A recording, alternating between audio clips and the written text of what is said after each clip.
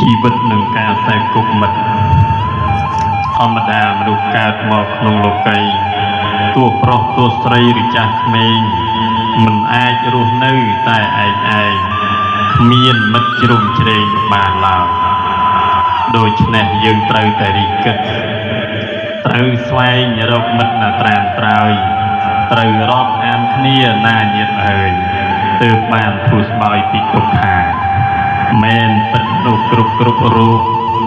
កើតមកតែងជួបនៅបញ្ហាមិនថាតូចធំ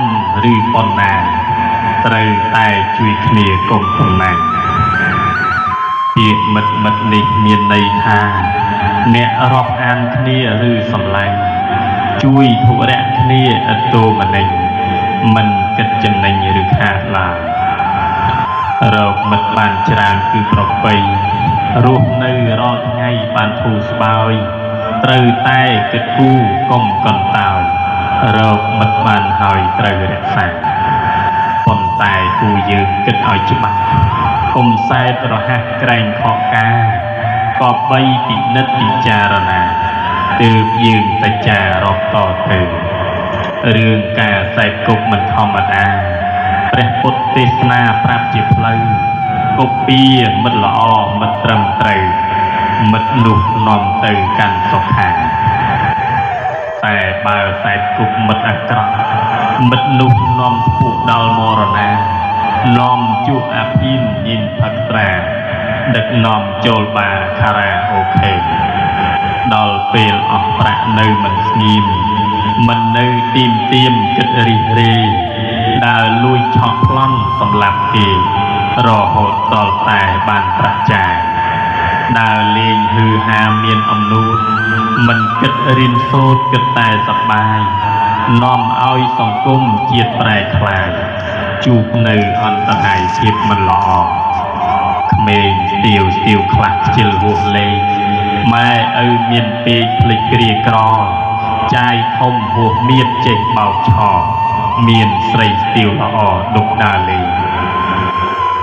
ម៉ែឪមិនស្ដាប់គ្រូមិនស្ដាប់រស់នៅក្រៅច្បាប់ខ្លួននៅក្មេងឈួតលបែងស្រីស្រាវុកគង់វែងគិតតែដើរលេងអាងមាសប្រាក់កាមមុខមាត់តកោហើយឈួតកាវុកញាក់ញៀនញ៉ាមលបែងអត់លក្ខណៈចេញចូលបាបនមានពុកបាក់មេបនទីងតាក់ជាប់រាល់ថ្ងៃយូរលោកចូលសាលាម្ដងភ្លេចលេខបូកសងថោកថយក្រៃមករៀន2ថ្ងៃបាត់4ថ្ងៃព្រោះចិត្តស្រមៃតែសង្សារជិះម៉ូតូឆេវឆាបគេឯងកាងគៀកប្រឡែងស្រីកញ្ញាភ្លើតភ្លើនភ្លីភ្លើផ្លូវស្នេហាឥតមានជនណាចង់រាប់អានវប្បធម៌បរទេសចូលពេញខ្លួនក្រអឺតក្រអួនក្រអានប្រានតូសោមោហន់អន់សាមាបាត់ក្តីសុខសាន្តក្នុងសង្គមបាត់ប្រភូតផ្លែកមិនប្រក្រដីស្ទាវខ្ចីស្ទាវស្រីចិត្តក្រមុំលឹកលក់លេលាមិនតាន់ធំដូចផ្កាក្រពុំមានសង្សារផ្កាកំពុងដោប្រែកំពិតកន្លងស្ទាវយិតតាមត្រូវការស្ទាវឈ្មោលស្ទាវញីវុកស្នេហានាយកសាលាកលដំរេះស្ទាវស្ទើអន្តរថៃមានកម្មភ្លើងខ្លីទៀតចំកេះ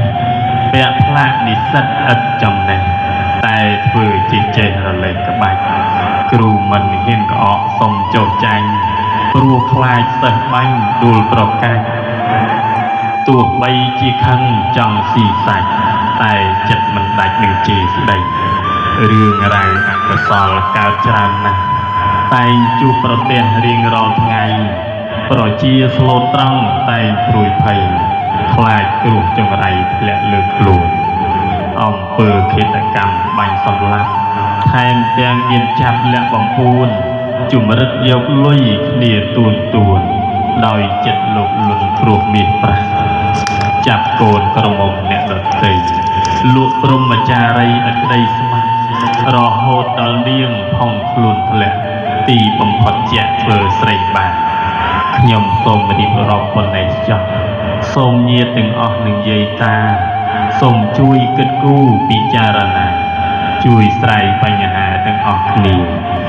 តើរឿងទាំងនេះកើតពីអ្វីកើតមានរាល់ថ្ងៃរាល់វេលា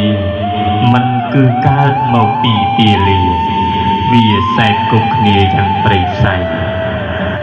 ដូច្នេះខ្ញុំសូមអង្វរចិត្តអ្នកដែលប្រព្រឹត្តដោយស្រដី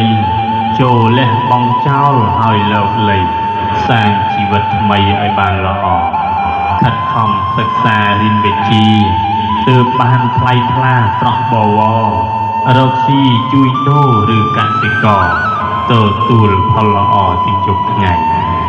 ខ្ញុំសូមបញ្ចប់ប៉ុណ្ណេះចុះបើមានតោះខុសសូមប្រណីខ្វះលើសទីពេចឬសំដី